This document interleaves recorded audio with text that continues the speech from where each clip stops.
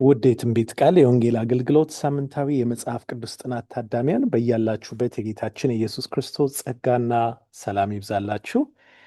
ይህ በየሳምንቱ ወደ እናንተን ይዘን የምንመጣው የመጽሐፍ ቅዱስ ጥናት መርሃ ግብር ሲሆን ከእግዚአብሔር ጋር ያለንን ግንኙነት በማሳደግ ዙሪያ ላለፉት ተከታታይ ሳምንታት እያጠናን ቆይተናል። በዚህ 9ኛው የትምህርት ክፍል ደግሞ ኃጢአት፣ ወንጌሉና ሕጉ በሚል ርዕስ የእግዚአብሔርን ቃል እናጠናለን። የእግዚአብሔር መንፈስ እንዲያስተምረን አጭር ጸሎት በማድረግ እንጀምራለን። እንጸልይ። እግዚአብሔር አፍቃሪ አባታችን እጅግ አድርገን እናመሰግንሃለን።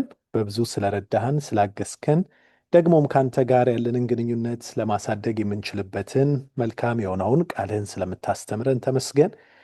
አሁንም ስንማር ሳለ በተለየ ሁኔታ እንድትረዳን እንድታግዘን እንጸልያለን። ጌታ ሆይ በቃል ውስጥ ያለውን ሙሉ ኃይል በሕይወታችን እንድንለማመድ እርዳን። በጌታ በኢየሱስ ስም አሜን። መሪ ጥቅሳችን በመዝሙር 119 ከ93 ከ94 ላይ ያለው እንዲህ ይነበባል። በእርሱ ሕያው አድርገኸኛልና ፍርድህን ለዘላለም አልረሳም። እኔ ያንተ ነኝ፣ ፍርድህንም ፈልጌአለሁና አድነኝ በማለት ይናገራል መዝሙረኛው ሲጸልይ። ብናምንም ባናምንም ኃጢአት ከእግዚአብሔር ጋር ያለንን ግንኙነት የሚያበላሽና ሁላችንንም የሚያጠቃ ችግር ነው። መጽሐፍ ቅዱስ በሮሜ 3:23 ላይ ሁሉ ኃጢአትን ሰርተዋልና የእግዚአብሔርም ክብር ጎሏቸዋል በማለት ይናገረናል። በእግዚአብሔርና በእኛ መካከል ኃጢአት የሚፈጥረውን ክፍተት መሙላት የምንችለው እንዴት ነው ብለን እንጠይቃለን። አንዳንዶች የሚያቀርቡት መፍትሄ በሕጉ ብቻ መዳን ወይም የሕጉን ዓላማ ባለማወቅ በሥራ ለመዳን መጣር ሲሆን፣ ሌሎች ደግሞ በወንጌል ብቻ ሕጉን በመሻር በእምነት መዳን ነው በማለት ያቀርባሉ። እምነትንና ሥራን በየፈርጃቸው ማየት ባለመቻል ነው። በትክክል ከተረዳነው ግን ሕጉና ወንጌሉ የማይጣጣሙ ሳይሆኑ ከኃጢአት ጋር በምናደርገው ውጊያ ሁለቱም በመተባበር የሚያግዙን አካላት መሆናቸውን ነው። ያንን ነው እንግዲህ በዚህ ጥናታችን ለመሸፈን የምንሞክረው። ጥናታችን የሚከተለውን አስተዋጽኦ የሚከተል ይሆናል። በቅድሚያ ስለ ኃጢአት እንመለከታለን። ከፈተና መራቅ፣ ፈተናን የመራቅ ደግሞ መንገዶች ምን እንደሆኑ እናያለን። በመቀጠል ደግሞ ሕጉን በመመልከት ሕጉና ኃጢአት በሁለቱ መካከል ያለውን ዝምድና አይተን በመጨረሻ ወንጌሉን ደግሞ በቃሉ በመመልከት ወንጌሉና ሕጉ ያላቸውን ቁርኝት በዓለቱ ላይ መመስረት ማለት ምን እንደሆነ ተመልክተን ጥናታችንን ወደ ፍጻሜ የምናመጣ ይሆናል። እንግዲህ በቅድሚያ ከኃጢአት ስንጀምር ኃጢአት ምንድን ነው? የእግዚአብሔርስ ቃል እንዴት ያስተምረዋል? አገባቡ፣ አጀማመሩ ደግሞም ተጽዕኖ ምንድን ነው የፈጠረው የሚለው እናያለን። ነገር ግን ይላል በያዕቆብ ምዕራፍ 1 ቁጥር 14 ላይ እያንዳንዱ በራሱ ምኞት ሲሳብና ሲታለል ይፈተናል ይለናል የእግዚአብሔር ቃል። በእርግጥም ያዕቆብ በፈተና የሚጸና ሰው የተባረከ ነው በማለት ነው የሚጀምረው። ቀጥሎም ፈተና የሚያመጣው ደግሞ ከእግዚአብሔር ሳይሆን ከራሳችን ክፉ ምኞቶች እንደሚመነጭ ግልጽ አድርጎ ይናገረናል። በተለይ በያዕቆብ ምዕራፍ 1 ቁጥር 14 ላይ ስናነብ ጳውሎስ ስለ አንድ ፈታኝ ሁኔታ ደግሞ ይናገራል። በተለይ በአንደኛ ተሰሎንቄ ምዕራፍ 3 ቁጥር 5 ላይ እርሱም ኢየሱስ ሰይጣን ብሎ የጠራው እንደሆነ በማቴዎስ ወንጌል ምዕራፍ 4 ቁጥር 3 እና 10 ላይ ደግሞ እናነባለን። እንግዲህ እርሱ ድክመቶቻችንን ተጠቅሞ እኛን ወደ ኃጢአት ለመምራት እንደ እርሱ የተካነ ማንም እንደሌለ ከቃሉም ከልምምዳችንም የምንረዳው ነው። በክርስቶስና በሰይጣን መካከል በሚደረግ ይሄ ዩኒቨርስን ሁሉ ያቀፈ ውጊያ ውስጥ ተውጠን እንዳለንና ፈታኙ ደግሞ እኛን ከክርስቶስ ለመለየት ምንም ነገር ሊያደርግ እንደሚችል እዚህ ላይ መዘንጋት የለብንም። እንግዲህ የእግዚአብሔር ፈቃድ እንዳልሆነ ቢያውቅም እንኳን ራሱን በስሜት እንዲወሰድ ፈቅዶ ለፈተና እጅ የሚሰጥ ሰው ትክክለኛ ምሳሌ ሆኖ የምናገኘው ሳምሶንን ነው በመጽሐፍ ቅዱሳችን። በመሳፍንት ምዕራፍ 14 ከቁጥር 1 እስከ 3 ስናነብ፣ እንደዚሁ ምዕራፍ 16 ከቁጥር 1 እስከ 4 በምናነብበት ጊዜ የሳምሶንን ታሪክ እናገኛለን። ከፈተና መራቅስ እንዴት ይቻላል ስንል እግዚአብሔርን በመፈለግ አስቀድመን ጽድቁን፣ መንግስቱን በመሻት በማቴዎስ 6:33 እንደቀረበው ከእርሱ ጋር ደግሞ በግል ጊዜን በማሳለፍ በማርቆስ 14:38 ወደ ፈተና እንዳትገቡ ትጉና ጸልዩ እንደተባል ነው። እንደዚሁም ደግሞ የእምነትን ጋሻ በማንሳት ኤፌሶን 6:16 የሰይጣንን ፍላጻ የምንመክትበትን የእምነት ጋሻ በማንሳት እንደሆነ ቃሉ ያስተምረናል። ስለዚህ በዚህ ክፍል እንደ ሳምሶን ራሳችንን ለአጉል ፈተና እንዳናጋልጥ፣ ይልቁንም ደግሞ ፈተናን የምንቋቋምበት መንገድ ደግሞ ወደ እግዚአብሔር በመቅረብና በመጠጋት እንደሆነ እንማራለን ማለት ነው። ከፈተና የምንርቅባቸውን መንገዶች ቀጠል አድርገን ስናይ ቃሉ ደግሞ የሚያስተምረን እናገኛለን። ጌታችን ኢየሱስ ከኃጢአት እንድንርቅ ግልጽ መመሪያዎችን ሰጥቶን እናነባለን። ወደ ኃጢአት ሊመሩ ከሚችሉ ድርጊቶች መቆጠብ እንዳለብን ይናገራል። ለምሳሌ ማርቆስ 9:47 ዓይን ብታሰናክለ አውጣት፣ ሁለት ዓይን ኖሮ ትላቸው ወደማይሞትበት እሳቱ ወደማይጠፋበት ወደ ገሃነብ እሳት ከመጣል ይልቅ አንዲት ዓይን ኖራህ ወደ እግዚአብሔር መንግሥት መግባት ይሻልሃል በማለት ነው የተናገረው።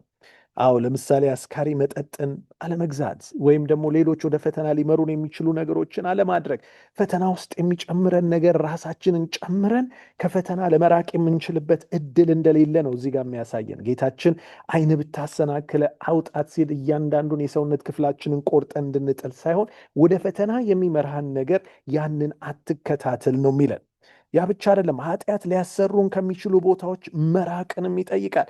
ለምሳሌ ወደ አንዳንድ ስፍራዎች በመሄድ በዛ ውስጥ ምን ያህል ፈተና ውስጥ እንደምንገባ በምናይበት ጊዜ ከነዛ ስፍራዎች መሸሽ አለብን። ወደ ኃጢአት ሊመሩ የሚችሉ ነገሮችን ከማየት መቆጠብም እርሱም እዚሁ ላይ ተቀምጦልናል።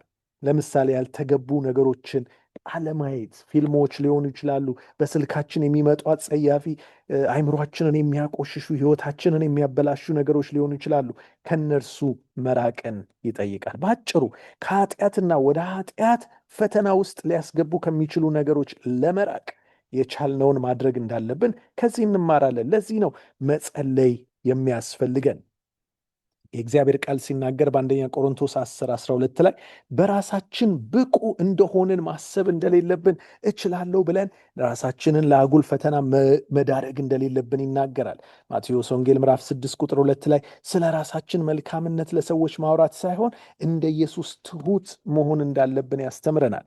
ክፉ ምኞትን ከልባችን ውስጥ ለማስወገድ የሚያስፈልገውን ሁሉ እንድናደርግ ደግሞ ቃሉ ያዘናል። በማቴዎስ ወንጌል ምዕራፍ 5:28-29 ሌሎችን መተቸትና መፈረጅ ደግሞ እንድናቆም ይመክረናል። በአንደኛ ቆሮንቶስ ምዕራፍ 4:5 እንደዚሁም የሚጠሉንን መጥላት ሳይሆን ለእነርሱ መጸለይ እንደሚያስፈልገን ደግሞ በማቴዎስ 5:44 ላይ እናነባለን። በመጨረሻም በዙሪያችን ባሉት ሰዎች መበሳጨትን ማቆም እንዳለብን ይልቁንም ወደዛ የሚጨምረንን ነገር በይቅርታና ደግሞም በትዕግስት እንድናልፍ በማቴዎስ 5:22 ላይ እናነባለን። ስለዚህ እንግዲህ ከፈተና እንድንርቅ ነው የእግዚአብሔር ቃል የሚያስተምረን። ወደ ኃጢአት በሚመራን መንገድ በክፉዎች መንገድ እንዳንሄድ፣ ደግሞም በመንገዳቸው እንዳንቆም፣ በወንበራቸው እንዳንቀመጥ የእግዚአብሔር ቃል የሚያስተምረንን መታዘዝ ያስፈልገናል። እንግዲህ ይህንን ያህል ስለ ፈተና ካየን ደግሞ ወደ ሕጉ ስናመራ የእግዚአብሔር ቃል በሕጉና በኃጢአት መካከል ያለውን ቁርኝት እንደዚህ ያስቀምጣል። በአንደኛ ዮሐንስ 3:4 ላይ ኃጢአትን የሚያደርግ ሁሉ አመፃን ያደርጋል፣ ኃጢአትም አመፅ ነው ወይም ሕግን መተላለፍ ነው ይለናል። በሕጉና በኃጢአት መካከል ያለው ግንኙነት ሕጉን በመጠበቅ ኃጢአታችንን መቤዠት የሚችሉ በሚመስላቸው ሰዎች ትክክለኛ ያልሆነ ትርጓሜ ተሰጥቶታል። ገላትያ 5:4 ላይ ይህን ነው የምናገኘው። ይህ አስተሳሰብ ሌሎች ሰዎች ደግሞ ሕጉ ተሽሯል ወደሚል ተቃራኒው ጥግ እንዲሄዱም መርቷቸዋል። ሁለቱም ትክክል አይደሉም። ችግሩ ሕጉን ከመዳን ጋር አያይዞ የመዳኛ መንገድ ወይም የመዳን እንቅፋት እንደሆነ ማሰብ ነው። ነገር ግን ከጅምሩም ቢሆን የሕጉ ተግባር ማዳን አልነበረም።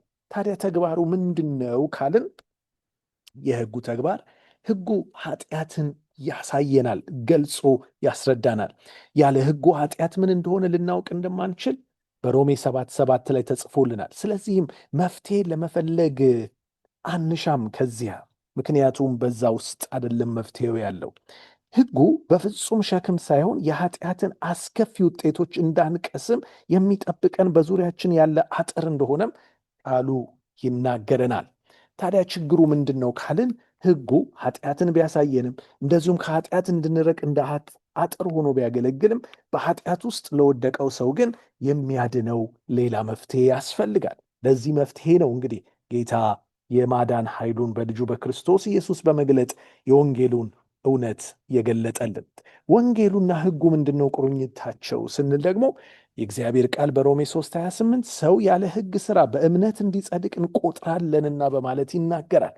በእርግጥም መዳናችን የኃጢአት ይቅርታና የዘላለምን ሕይወት የምናገኘው ኢየሱስ በመስቀል ላይ ለእኛ በሰራልን ሥራ እንደሆነ ቃሉ ያስተምረናል። ይህ ተግባሩ ኢየሱስን እንድንወደው ግድ ይለናል። በአንደኛ ዮሐንስ 4:9-19 ላይ የምናነበው ይህንን ነው። ፍቅሩ ሲገባን እኛም በፍቅር እንሞላለን። ይህንን መውደድ በትክክል የምንገልጸው ደግሞ ሕጉን በመጠበቅ ነው። ጌታችን በዮሐንስ ወንጌል 14:15 ላይ ብትወዱኝ ትእዛዜን ጠብቁ በማለት የተናገረውን ከዚሁ ጋር አያይዘን ማየት እንችላለን። እስኪ በሕጉና በወንጌል መካከል ያለውን ግንኙነት ወይም በኢየሱስ ደም በኩል መዳንን መልሰን እንቃኘው። ሕጉ ኃጢአት ምን እንደሆነ ገልጾ ያሳየናል፣ ይገልጽልናል። ኃጢአት ስንሰራ የዘላለም ሞትና ፍርድ ደግሞ ይፈረድብናል። ሕጉ ኃጢአትን ይቅር ማለት አይችልም። ትክክል። ለዚህ ነው ጌታችን ኢየሱስ የኃጢአታችንን ዋጋ ለመክፈል የዘላለምን ሞት ቅጣት የወሰደልን። የኢየሱስን መሥዋዕትነት ስንቀበል ግን ኃጢአታችን ይቅር ይባላል። አንዴ ይቅር ከተባልን በኋላ ደግሞ መልሰን በኃጢአት ላለመውደቅ ሕጉን ልንጠብቅና ደግሞም በሱ ፍቅር ውስጣችን ተሞልቶ በመታዘዝ ሕይወት እንድንሞላ ያስተምረናል ማለት ነው። በስዕሉ ላይ እንደምትመለከቱት በእርግጥም መብራቱን እንዲበራ ከኃይል ጋር ሶኬቱ መገናኘት እንዳለበት፣ የኛ ኃይል ደግሞ ፍቅር ነው። ከፍቅር ጋር በመገናኘት በዛ ሕይወታችን እንደሚሞላ በኃይል ተሞልተን ሕጉን እንደምንጠብቅ ከዚህ መረዳት እንችላለን። የኢየሱስ ዓላማ የነበረው ሕጉን ለመሻር ሳይሆን ሕጉን ይበልጥ ለማጽናት እንደሆነ ማቴዎስ 5:17 ይናገራል። ሕጉና ወንጌሉ ሁለቱም የእግዚአብሔር ዋና ባህሪ የሆነውን ፍቅር የሚያንጸባርቁ ስለሆኑ ነው። ሕጉ የእግዚአብሔርን የፍቅር ባህሪ ያንጸባርቃል። በምን አይነት መንገድ እንድንሄድ እርሱን ወደን እርስ በርስ ተዋደን እንድንኖር ይመክረናል። ግን ወንጌሉ ደግሞ ከፍቅሩ የተነሳ ያን ማድረግ ባልቻልንበት ጊዜ ለእኛ የከፈለውን መሥዋዕትነት ያመለክተናል። እንግዲህ በዓለቱ ላይ መመስረት እንደሚያስፈልገን ቃሉን በማጥናት እንጨርሳለን። በማቴዎስ ወንጌል 7:24 ላይ ስለዚህ ይህን ቃሌን ሰምቶ የሚያደርገው ሁሉ ቤቱን በዓለት ላይ የሠራ ልባምን ሰው ይመስላል ብሎ ነበር ጌታችን የተናገረው። በእርግጥም እንደዚያ ነው። ወንጌልን መቀበል አንድን ሂደት መከተልን ያካትታል። የመጀመሪያው እርምጃ ዕውቀት ነው። አንድ ሰው ሊቤዠን እንደሚችል ማወቅ አለብን። ያንንም ደግሞ የሚያደርገው ጌታችን ራሱ ነው። ነገር ግን ዕውቀቱ ብቻውን አያድነንም። ኢየሱስ የመዳንን ዕውቀት ተቀብለው የወንጌሉን መርሆዎች በተግባር የማያውሉትን ሰዎች ቤታቸውን በአሸዋ ላይ በመሰረቱ ሰዎች ይመስላቸዋል። አወዳደቃቸውም ታላቅ እንደሚሆን በማቴዎስ 7:26 እና 27 ላይ እናገኛለን። ዕውቀት በተጨባጭ ተግባሮች መታጀብ እንዳለበት ከዚህ በደንብ እንማራለን። ሰምቶ በሥራ ላይ የማያውለው በአሸዋ ላይ የተሠራውን ቤት ይመስላል፣ እርሱም ይፈርሳል። ያለ ሕግ ሥራ ብንጸድቅም እነዚህን ሥራዎች ግን የመዳናችን ውጤት በመሆናቸው በሕይወታችን መታየት እንዳለባቸው ማቴዎስ 7:18-21 ያስተምረናል። ኢየሱስን ስንቀበለውና ከእርሱ ጋር በቅርብ ወዳጅነት ስንኖር ሕጎቹን በመጠበቅ በዓለቱ ላይ ተመስርተን እንገነባለን። ያ ነው ትክክለኛው የክርስትና ሕይወት ከእግዚአብሔር ጋር ያለንን ቁርኝት የሚያጠነክርልን። በእርግጥም ሕጉ ለሰው ኃጢአቱን ይገልጽለታል እንጂ ምንም መፍትሄ አይሰጠውም። ሕጉ የሚታዘዙትን ለማኖር ቃል ቢገባም ለሕግ ተላላፊው ግን ሞት ድርሻው እንደሆነ ያውጃል። ሰውን ከኃጢአት ፍርድ ወይም በሽታ ነፃ ሊያወጣው የሚችለው የክርስቶስ ወንጌል ብቻ ነው። የእግዚአብሔርን ሕግ በመተላለፉ በእርሱ ፊት ንስሐ መግባትን መለማመድ አለበት። በክርስቶስ ደግሞ የሚያስተሰርየው መሥዋዕትነቱን ማመን አለበት። በዚህ መልኩ በፊት የተደረገው ኃጢአት ይተውለትና የመለኮታዊ ባህሪ ተካፋይ ይሆናል ይላል። እንግዲህ በዚህ መሰረት ከእግዚአብሔር ጋር ባለን ቁርኝት ማደግ እንድንችል እግዚአብሔር በጸጋው ይርዳን። በእርሱ ፍቅር ልባችን ተሞልቶ የእሱን የፍቅር ሕግ እንድንታዘዝ እግዚአብሔር ጸጋውን ያብዛልን። ጌታ ይባርካችሁ።